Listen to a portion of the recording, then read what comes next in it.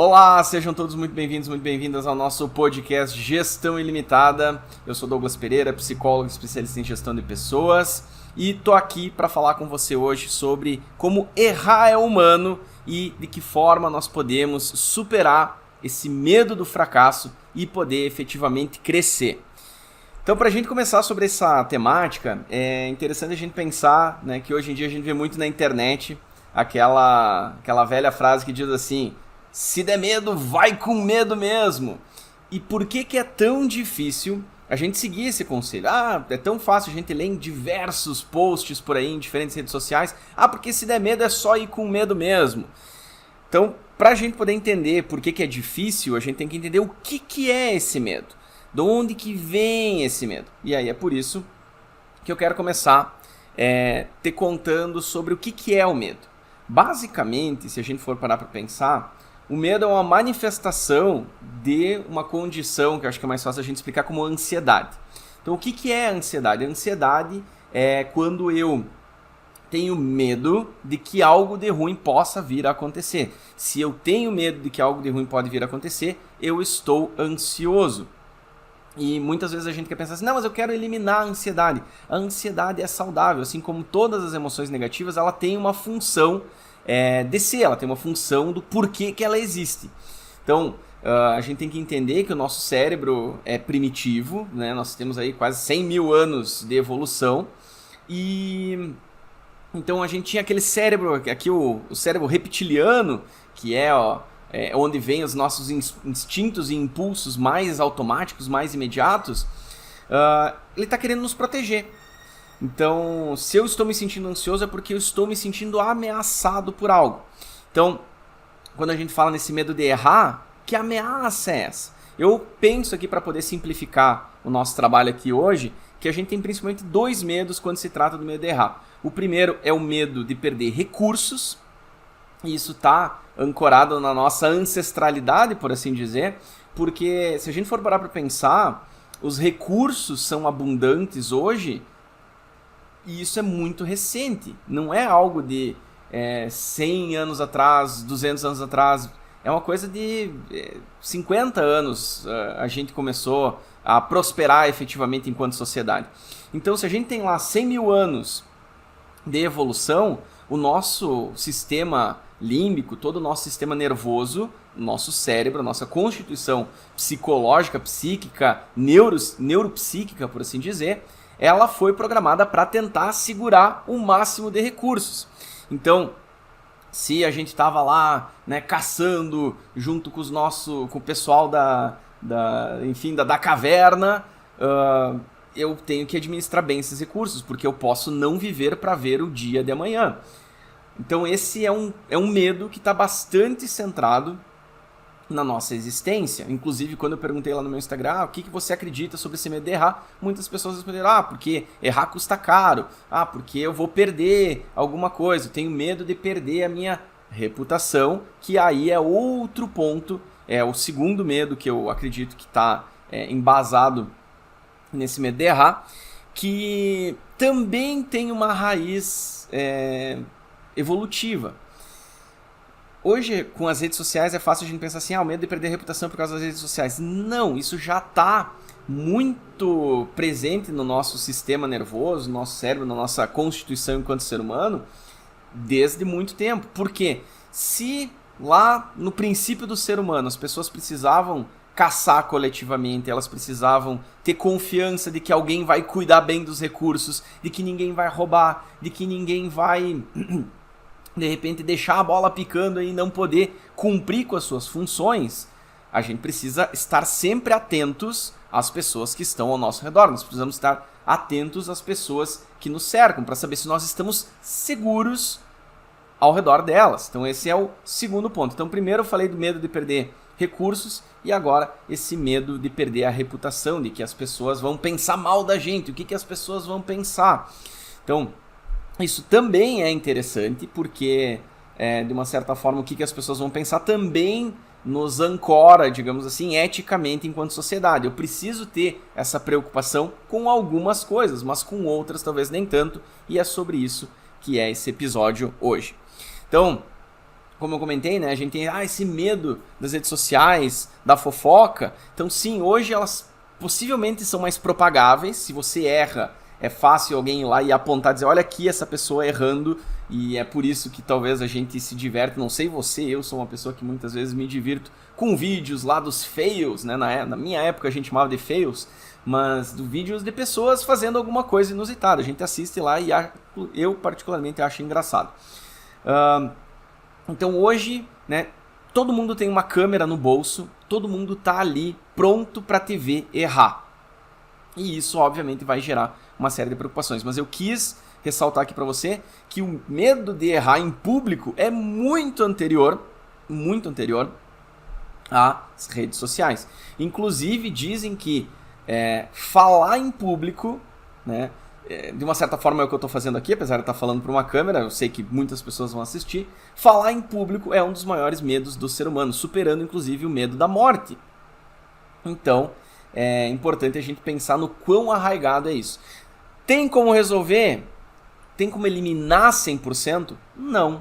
E aí vem aquela frasezinha batida de vai com medo mesmo. E eu quero te apresentar aqui algumas formas, algumas estratégias de você conseguir driblar esse medo para poder efetivamente ir lá e fazer qualquer coisa que você imagine que você precise fazer para você progredir na sua vida, na sua carreira, no seu negócio. Então, como é que a gente supera o medo? Antes de mais nada, eu gosto sempre de contar quando eu estou falando sobre medo de perder, enfim, eu gosto de contar uma história que eu não sei até que ponto é verdadeira, nunca tentei, nunca experimentei, mas dizem que se você quiser capturar um macaco, eu imagino que você deve estar pensando, eu não imaginei que esse episódio ia por esse caminho, mas vamos lá. Se você quiser capturar um macaco, a melhor coisa que você pode fazer é botar um jarro com uma boca grande o suficiente para a mão do macaco entrar, mas pequeno o suficiente para quando ele fechar a mão, o gargalo ali desse recipiente ser pequeno demais para que o macaco consiga puxar a sua mão. Como é que se faz isso então? Então você coloca pedras, deixa o jarro bem pesado e aí coloca guloseimas. Você coloca guloseimas dentro desse jarro, o macaco vai lá, vai colocar a mão, ele vai pegar as guloseimas e ele não vai conseguir tirar a mão porque ele não vai querer abrir mão do que ele tem.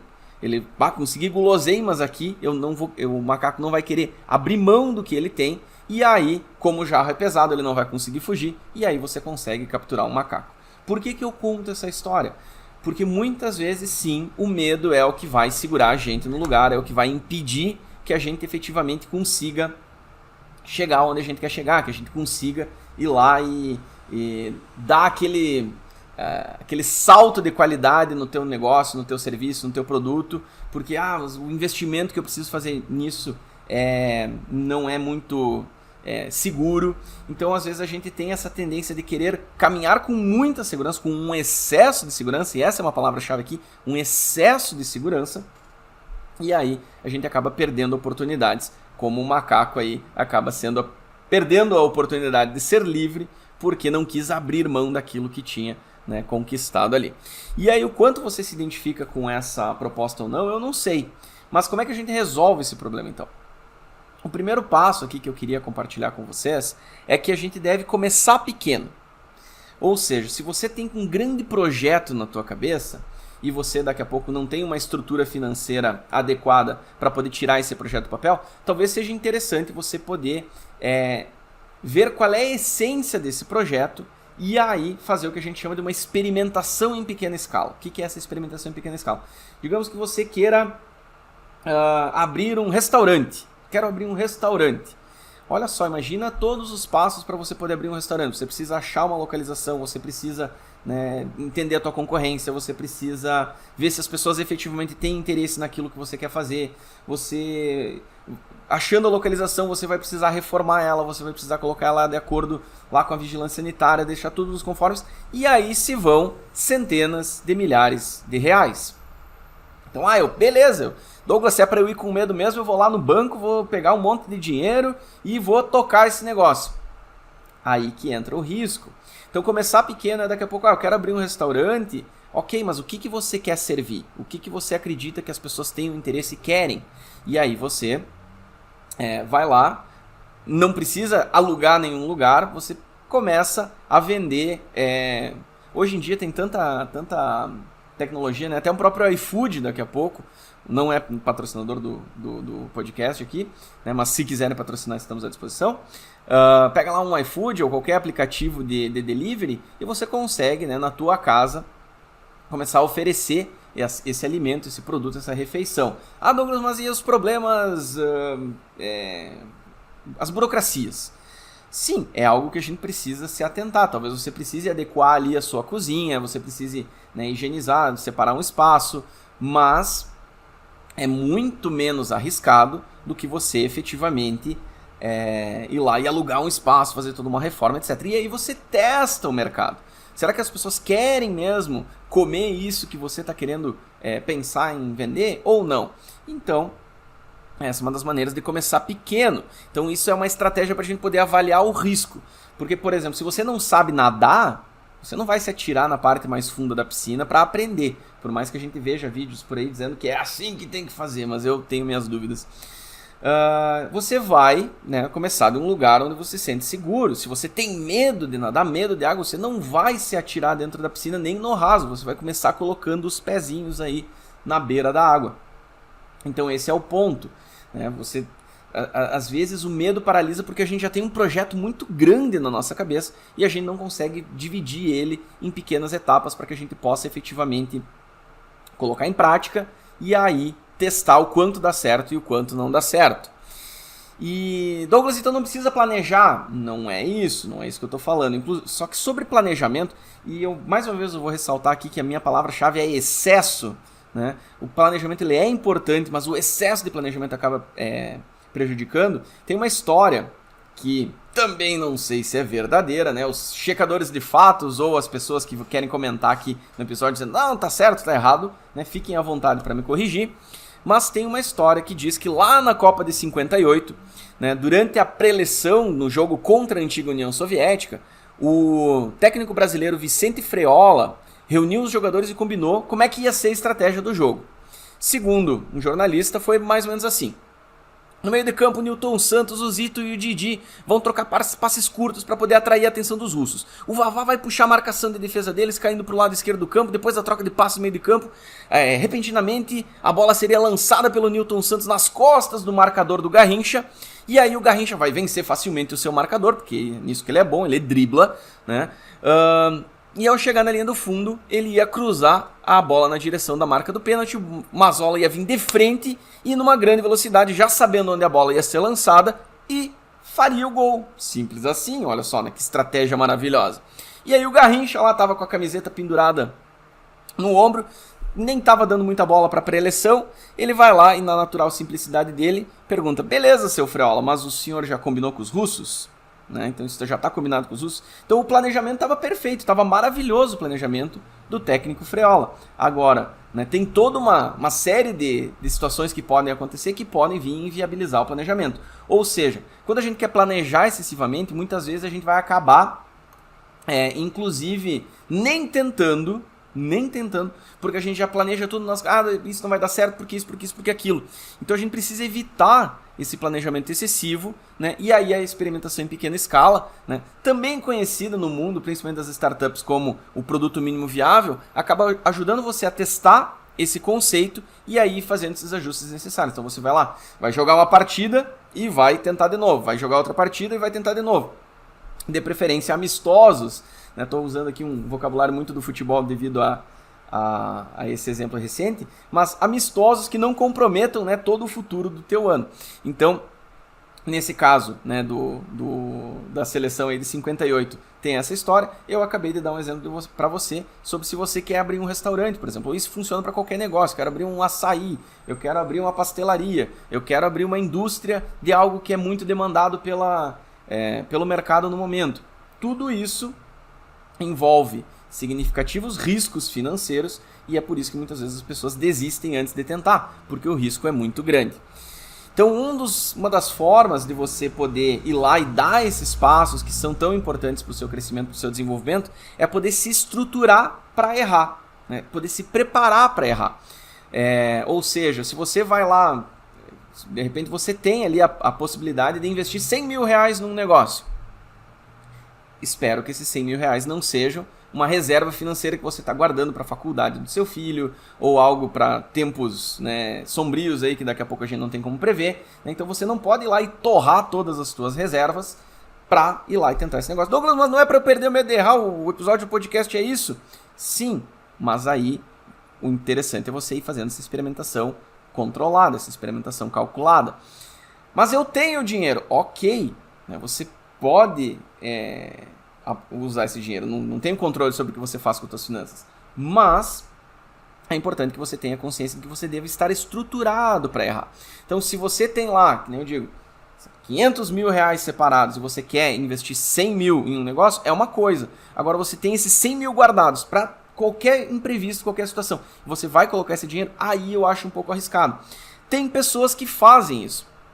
A história do Flávio Augusto, que foi o criador da rede de escolas de inglês Wise Up, é um exemplo disso. Ele conta a história lá que quando ele foi criar a Wise Up, ele tinha meia dúzia de pessoas lá contratadas, ele usa dólares para dar uma noção de inflação, né, de quanto valia o dinheiro na época, valia o dinheiro hoje. Diz assim, eu tinha 10 mil dólares de cheque especial, de limite na conta do banco. Eu tinha 10 mil reais, a minha esposa tinha 10 mil reais, a gente pegou esses 20 mil reais e chegamos lá para a equipe e falamos assim, ou esse negócio dá certo nesses próximos 30 dias, ou dia 31 a gente tá quebrado. E ele foi lá e a história, né, a gente já conhece que conseguiu fazer dar certo, a escola cresceu, ele vendeu a escola por milhões, centenas de milhões de reais, depois ele foi lá e comprou a escola de novo, ele comprou o clube de futebol, já vendeu o clube de futebol também. Então é um cara que não tem medo, ele não tem medo de errar. Agora, o que levou ele a ir lá e, entre aspas, né, apostar esses 20 mil dólares para construir o Wise Up? Ele já tinha toda uma experiência como vendedor de cursos de inglês por telefone. Isso é algo que ele também conta nas histórias dele, que ele, né, ia para um orelhão e ficava lá ligando para várias pessoas e oferecendo cursos de inglês de uma outra empresa. Então ele já tinha essa habilidade, ele já tinha estudado o mercado, ele já tinha uma noção do mercado e ele sempre foi um excelente vendedor. Diz ele, nas histórias dele lá, enfim, que ele desde sempre vendeu, que antes de vender cursos de inglês ele vendia relógios, ele comprava relógio e vendia relógio na rua. Então, ele é um cara que sempre desenvolveu suas habilidades de venda. Então, ele tinha essa convicção de que ele era capaz de fazer esse negócio. Então, Douglas, mas eu sou estilo Flávio Augusto, eu sei muito bem. Ok, mais uma vez, vou dizer para você, eu não tenho controle da tua conta bancária, você faz o que você bem entender. No entanto, eu tô aqui para caso você seja uma das 99% de pessoas que não vão arriscar porque tem medo de perder, para dizer que se você se estruturar para errar, a tendência é que você sofra menos. Ou seja, eu tenho uma grande ideia aqui, mas eu não tenho dinheiro agora. Eu vou pegar o dinheiro no banco? Não sei. Nem sempre é a melhor estratégia também. Então, eu vou guardar esse dinheiro. Douglas, mas eu queria fazer um negócio agora. Esse é o grande problema da maioria das pessoas. Sejam empreendedores, sejam consumidores. Enfim, eu quero agora. Bom, mas e se eu me estruturar para daqui a 1 ano eu ter o dinheiro para poder lançar esse negócio? Douglas, mas o mercado é muito rápido, as pessoas... enfim, essa oportunidade pode sumir, outras pessoas podem... É um risco. No final das contas, e nem estou no final do episódio ainda, mas no final das contas é isso, você vai ter que escolher qual risco você vai correr.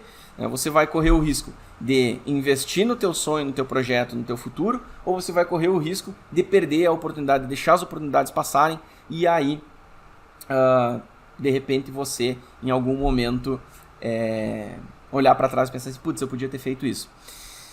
Inclusive, né, tem uma história pessoal minha sobre isso. Eu falei do iFood antes. Tem um amigo meu muito querido que volta e meia pega no meu pé por causa disso, porque coisa de 10 anos atrás eu tinha falado para ele, olha, eu pensei em fazer um site e ligar para os estabelecimentos, para os restaurantes, para as lanchonetes, enfim, e pedir qual é o cardápio deles. E aí esse cardápio ia estar no site e eu ia estar ganhando dinheiro lá com... ia ter muito acesso no site, eu podia botar uns anúncios, eu podia daqui a pouco cobrar das pessoas que queiram que as suas lanchonetes, restaurantes, enfim, estejam no topo. Então era uma ideia que eu tive há 10 anos atrás e eu acabei não apostando nela. E aí hoje existe iFood, existe 300 aplicativos aí de comida.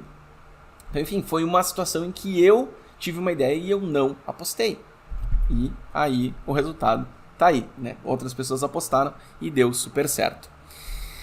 Outro ponto que a gente precisa desenvolver para poder perder esse medo de errar é desenvolver uma mentalidade de crescimento. O que é essa mentalidade de crescimento? Douglas, vai falar em mentalidade. Pronto, chegou o coach, né, para falar de mentalidade.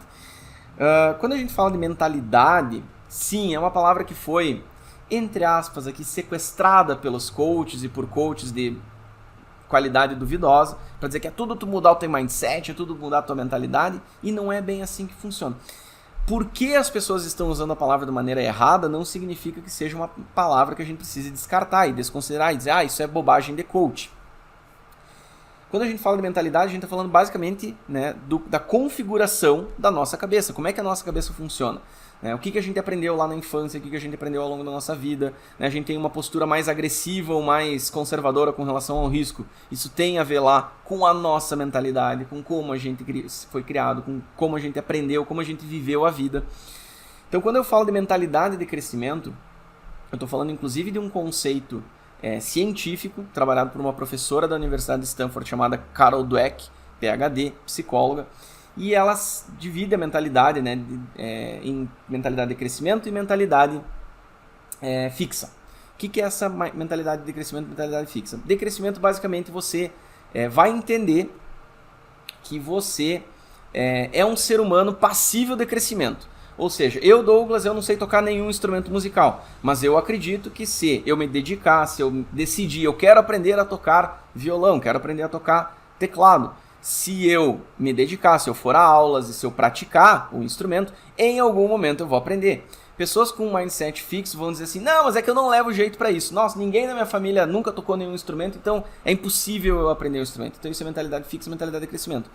A perspectiva de risco, de aceitação ao risco, a diferença da mentalidade de crescimento e mentalidade fixa, é que a pessoa com a mentalidade de crescimento ela vai entender o erro como uma oportunidade de aprendizado. Já a pessoa com mentalidade fixa vai dizer, pois é, deu errado porque eu não presto para isso mesmo, não dá certo, eu não sou bom e nunca vou conseguir efetivamente alcançar meus resultados porque eu não sou bom e ponto. A pessoa com mentalidade de crescimento vai dizer assim, não, peraí, eu não consegui isso agora, deixa eu tentar entender quais foram os fatores que me levaram a cometer o erro e eu vou tentar corrigir esses fatores e vou tentar de novo. Então a mentalidade de crescimento ajuda a gente a reenquadrar essa percepção do que é errar. Porque, como eu falei para vocês, nesse caso a gente enxerga o erro como uma oportunidade de aprendizado e não necessariamente como um destino fatal e cruel para o qual a gente está fadado a chegar. Então é importante que a gente possa desenvolver a mentalidade de crescimento. Se você quiser que eu faça um episódio dedicado exclusivamente à mentalidade fixa e mentalidade de crescimento, deixa um comentário aqui embaixo, na plataforma a qual você estiver ouvindo, ou aqui no YouTube. Para a gente se encaminhar para o final aqui do episódio, eu queria comentar uma história que na minha pesquisa aqui para poder produzir esse episódio eu encontrei e achei muito interessante, que é do James Dyson. Eu nem conhecia o cara, mas ele basicamente foi o cara que inventou o aspirador de pó sem saco, né? Aquele saco que vai no aspirador de pó, porque ele inventou uma nova tecnologia.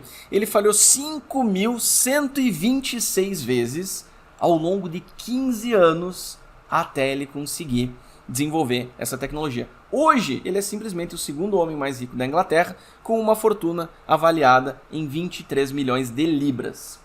Bilhões. 23 bilhões de libras. Fazendo uma correção aqui meio, né, por cima, isso seria o equivalente a 120 bilhões de reais hoje aqui em 2024, pela cotação atual. Então imagina, mais de 120 bilhões de reais. Essa foi a, digamos assim, o que eu estou pensando aqui é que eu queria comentar com você sobre o custo da oportunidade. Quando eu falei que você vai ter que escolher entre o risco de colocar em prática o que você está pensando e o risco de deixar para depois, tentar uma vez e não vou tentar de novo, e enfim, deixa para lá, você pode estar arriscando uma oportunidade de construir algo que seja efetivamente significativo. Por isso que assim, eu vou enfatizar muito a questão de se preparar para errar, porque eu não fui a fundo na história do James Dyson, não li a biografia dele, isso aqui foi uma pesquisa rápida que eu fiz aqui para poder trazer bons exemplos para vocês, mas provavelmente se ele se deu ao luxo de errar 5.126 vezes é porque ele tinha alguma carta na manga, era porque ele tinha alguma... Ele pôde fazer isso, sei lá, se foi no tempo livre dele, ou ele não estava arriscando perigosamente as finanças dele e da família dele para fazer isso. Um bom filme para a gente pensar sobre custo de oportunidade é Fome de Poder. Até um tempo atrás tinha na Netflix, não sei se tem mais, mas que conta a história do Ray Kroc, que foi o cara que popularizou, por assim dizer, que transformou o McDonald's em franquia. Porque ele não foi o criador do McDonald's. O criador do McDonald's foram os irmãos McDonald. E ele foi lá e levou a ideia de franquear as lanchonetes para expandir efetivamente a marca. E o Ray Kroc, ele tem moralmente aí a gente pode, né, fazer um episódio de podcast aqui só para discutir o filme Fome de Poder. Mas ele é um cara que é tido muitas vezes como um exemplo de alguém que foi dar certo lá na segunda metade da vida, por assim dizer. Eu não me lembro se ele tinha mais de 50 anos ou mais de 40 e poucos anos, né? Mais de 40 ele com certeza tinha. Então, às vezes a gente fica, será que eu ainda tenho chance? Será que ainda dá tempo? Será que eu ainda consigo? Sim, a gente tem bons exemplos de pessoas que não estavam conseguindo, que persistiram e que tentaram até elas conseguirem. Eu, do fundo do meu coração, espero que você, se ainda não é, que você se torne, que você seja uma dessas pessoas. E eu digo isso porque hoje em dia a gente parece que está proibido de dar bons exemplos. Né? Não, mas é que isso é muito raro. Porque isso foi nos Estados Unidos. Porque isso teve essa situação. Porque isso teve aquela situação. Porque a pessoa teve sorte aqui, porque a pessoa teve sorte ali. A gente não controla muitos fatores. A gente não controla muitas coisas que estão nos nossos arredores. Mas a gente tem controle sobre o quanto a gente vai persistir e o quanto a gente vai desistir. Então, é importante que a gente possa persistir, inclusive diferenciando persistência de teimosia. Né? Porque teimar é a gente continuar fazendo a mesma coisa, do mesmo jeito, sem mudar a estratégia. Persistir, aí sim, é ter essa mentalidade de crescimento, poder avaliar o que você está fazendo certo, o que você está fazendo errado e corrigir as coisas. Manter o propósito, manter o objetivo e persistir em novas estratégias, novas formas de fazer o que você acredita que precisa ser feito. Para finalizar, vou resgatar um pouquinho a ideia do fracasso e das redes sociais e todo mundo tem uma câmera, que no final das contas esse é o grande medo, né? O medo da publicidade do erro. Se a gente errar quietinho aqui, se eu tropeçar, se na hora que eu terminar o podcast aqui eu for guardar as coisas e tropeçar, ninguém vai ver. Eu espero, né? Pelo menos, né? É o que eu penso. Mas ninguém vai ver. E aí tá tudo bem, eu levanto e sigo em frente. Se a gente errar em público, muitas vezes isso vai gerar um certo desconforto, uma certa ansiedade na gente. Vou perder a minha reputação, como eu falei lá no começo. Eu queria encorajar você a pensar da seguinte forma: a não ser que você faça algo colossalmente errado, algo que seja assim, um fracasso retumbante, dificilmente isso vai se tornar público. E se tornar público, provavelmente é algo que vai ter um pico de como é que posso dizer? Um pico de atenção das pessoas, e depois a atenção das pessoas vai diminuir com o passar do tempo. Não vou citar nomes para não entrar em polêmica aqui, mas recentemente teve um coach que juntou um bando de pessoas e foi subir um morro para, né, enfim, fazer coisas que coaches fazem, e acabou expondo as pessoas a riscos terríveis. Os bombeiros precisaram ser chamados para poder resgatar as pessoas lá daquele morro, daquela montanha, enfim. E hoje em dia esse cara tá super na mídia, todo mundo esqueceu, as pessoas esqueceram que isso aconteceu. Né? As pessoas continuam seguindo, as pessoas continuam admirando, continuam idolatrando, e as pessoas esqueceram. Então, se alguém levou um bando de gente para cima de um morro e hoje em dia continua com a sua reputação intacta, o que é de repente você abrir um negócio e fracassar? E aprender com a experiência e aí tentar abrir um novo negócio? O que é você tentar lançar um novo produto e fracassar? As pessoas vão esquecer, as pessoas não se importam tanto assim. A gente tem, como nós estamos na nossa pele, às vezes a gente acha assim, nossa, eu vou fazer isso, as pessoas vão lembrar para sempre. Não, as pessoas não vão lembrar, porque hoje em dia a gente é tão transbordado, soterrado de informações, que as pessoas, na hora que você fez o negócio, foi lá, ficou público, 100 pessoas viram, 1.000 pessoas viram, 10.000 pessoas viram, amanhã acontece alguma coisa lá no BBB e as pessoas aí vão começar a falar do BBB em vez de falar daquilo que você fez. Então não deixe o medo dessa, entre aspas, ridicularização pública te impedir de ir lá e tentar, e se falhar, persistir e tentar de novo, tá bom? Pessoal, quero agradecer a audiência de vocês. Se você chegou até aqui e gostou do que ouviu, dá aquele like, aquele joinha, comenta aí o que você achou. Se você não curtiu, eu agradeço por você ter ficado comigo até agora. E para finalizar com eu comecei com uma frase ali, então, vai com medo mesmo. Hoje em dia a gente tem é importante a gente poder lembrar daquela expressão, que errar é humano. Errar faz parte da vida. Né? Aí tem, mas persistir no erro é burrice. Exatamente. Se a gente errar e a gente continuar fazendo a coisa do mesmo jeito, aí a gente não está sendo produtivo. Então, não aprender com o erro é o problema. Errar é humano. Não aprender com o erro é que é o problema. Tá bom? Mais uma vez, muito obrigado e até o nosso próximo episódio aqui do podcast Gestão Ilimitada. Tchau, tchau.